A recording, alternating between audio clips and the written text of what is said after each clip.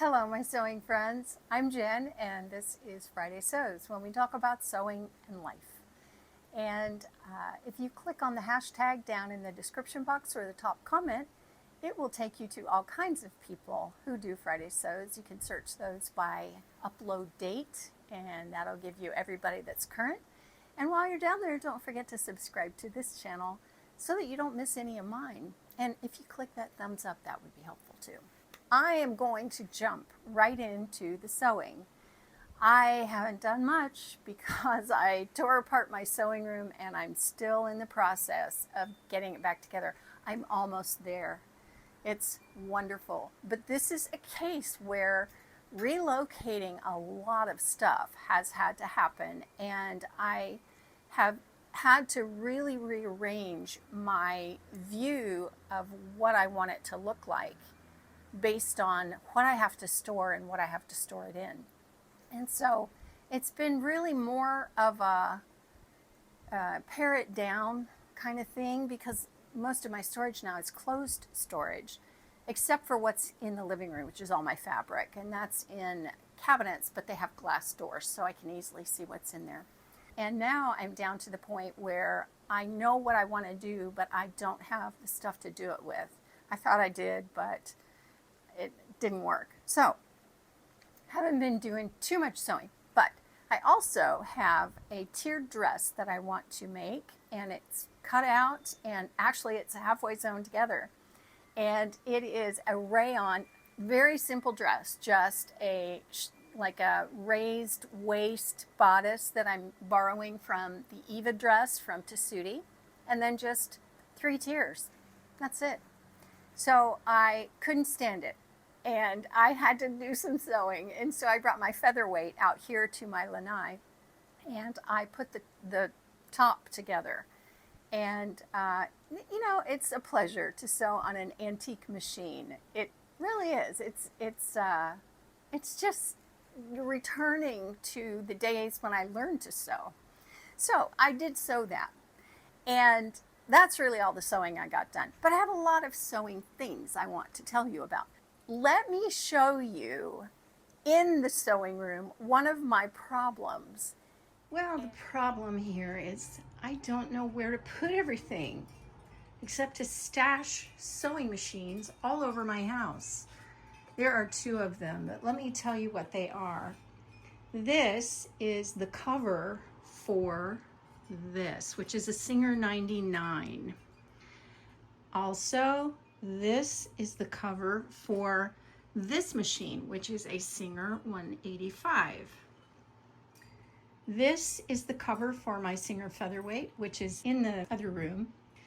This is my Pfaff 7570. This is the embroidery unit for the Pfaff 7570. This is my Pfaff 2140. This contains the very first 2140 that I bought that doesn't work, and I've kept it to cannibalize for parts. This is a Burnett that my mom had and has been around to friends and then my daughter, and then it didn't work, and so I sent it off to be serviced, and now it works. So this is the array of sewing machines that I have to find a place for. Now, obviously, I don't need that many machines. I really don't. But I collect things. I collect patterns. I collect antiques to some degree. I do have a featherweight, and I have this that I got recently, and I got it because it's green. I was looking on Facebook Marketplace for something else, and this came up, and it was a great price. I think it was $160, and it is a Singer 185, and I want to show you all the things about this that I love and that it will do. So here's a look at that. This is my Singer 185. It's green, obviously, and let me show you what it looks like. First off, what I want to show you is that it even has a green cord and a green foot pedal. I like that. I think that's just a nice touch. And you don't really turn it on. There is no switch to turn it on. And then to know if it's on or not, this is the light, so you just turn it on and you can see. that is on. This is your stitch length. It only goes backwards and forwards. I think my greatest challenge with this is just threading the needle, which you thread from, I think it's right to left, just like a featherweight.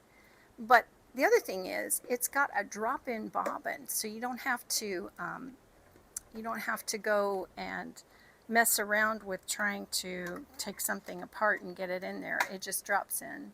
So that, I think, was a new feature in the time that this came out. It was mid-1950s when this came out. So let me thread the whole thing up and I will show you how it stitches. This, it's go down through here, and then when you're going to wind the bobbin, you just push this down, and this little rubber wheel catches on the flywheel, and that's what turns it and winds your bobbin. So that's just a little bit of trivia. I'm going to, because I can't remember whether it goes right to left or left to right, I'm going to go ahead and sew a little piece of fabric here and just see if I got it right, because that's how you do it. Yep, I got it right. Boy, listen to it just hum right along. And here is the stitch it makes. It is beautiful. The guy who sold this to me actually cleans up, finds these things at estate sales and cleans them up and sells them. He kind of flips them. And so I am just so pleased. Great little machine. You'd think it was more collectible than it is, but it really, I don't know why not, except that it's heavy. And so that's probably got something to do with it. This is all metal. It's really well made. So that's my Singer 185. What a treasure. I'm so glad I have this machine. I also want to tell you about a couple of things. First of all, Me Made May. Are you doing it? It's an Instagram challenge that happens every year, and it's just a challenge to wear something you made every day in the month of May. I don't think I'm going to have any trouble with that. I hope that you're going to do that too. It's a real boost to find out where all your work has gone, you know? You make clothes all the time, and just see how much is in your closet and your drawers. Anyway, so that's Me Made May. Something else I want to tell you about is these labels. These labels came in the mail to me from one of my most wonderful friends, Maudie, from Maudie Sews. She's also Maudie of InspiredLeatherCo.com. And so she makes leather hats, leather bags, leather tassels. She sent me one of her tassels this past year. And one of the things she's been making are labels. So she said, what kind of logo do you want, and what do you want it to say? And I said, oh, Jenny's Originals, because those are my labels. I'm about out of those. So these were very timely. These are all leather. Now, I thought that they were going to be stiff and hard to sew into things. They're not. They're soft and wonderful. She sent me silver. She sent me blue. She sent me gray. She sent me, oh, this is kind of a dyed leather. She does a lot of dyeing of leather, and oh my goodness, you'll just have to go look. I'll link her website in the description box below. If you would like some of these, I have a discount code for you. It's listed down in the description box, and you'll get 15% off anything that you order.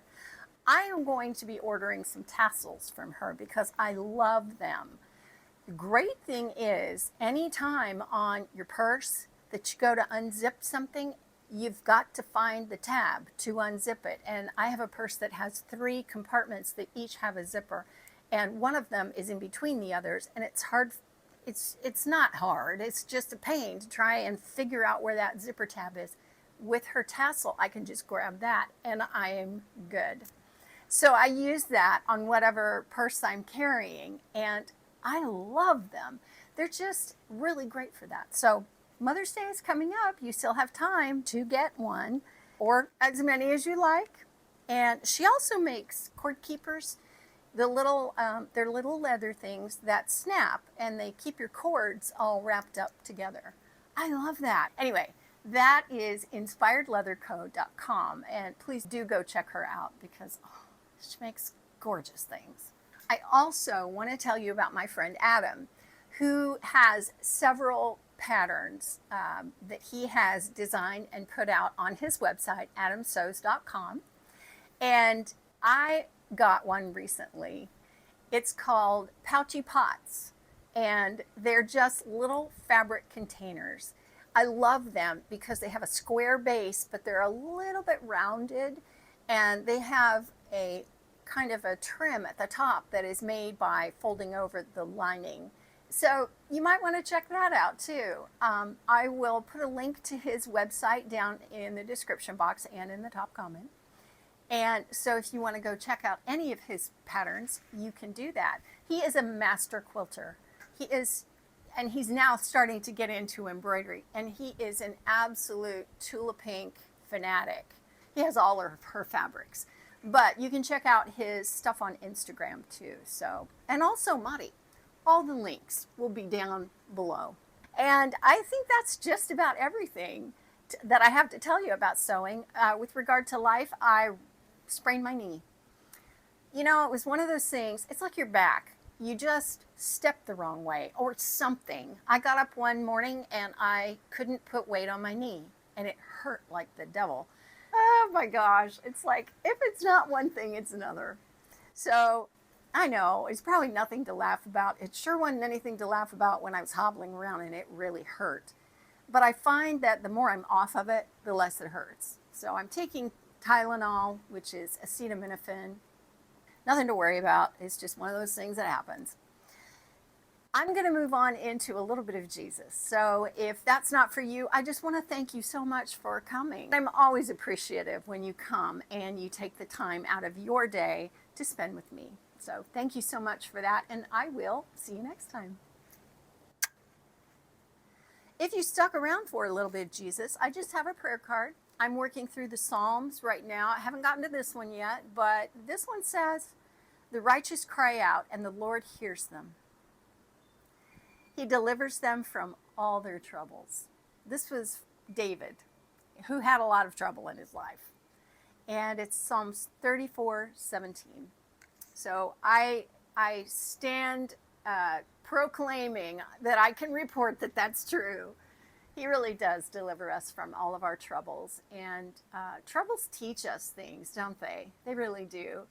I learned so much from the times when, like the past week when I haven't been able to get around. It's like I watched a lot of YouTube that was devotional and inspirational too, to me. And it just encouraged me, you know, it made me look at some things in my life that need to change. And I also addressed some things in my family that have been a problem, and I, addressed those and took care of those. I talked to my extended family about some real serious things that are going on with them, and just prayed with them. And, he slowed me down to be able to do those things. And so I know I'm also healing. I mean, I prayed about that too. But when it says the righteous cry out, I don't know how righteous I am. I don't want to claim to be righteous, but I do know that he has the ear of those who call out to him, and he does answer. And we can depend on that because we know our Jesus loves us, and we know that God the Father loves us, and that we have the salvation that Jesus offers. So I'll leave it at that, and I want to thank you so much for hanging in there and just being here to talk about sewing on Friday. So thank you so much for that. You know I love you all. So I will see you next time. Thanks for watching.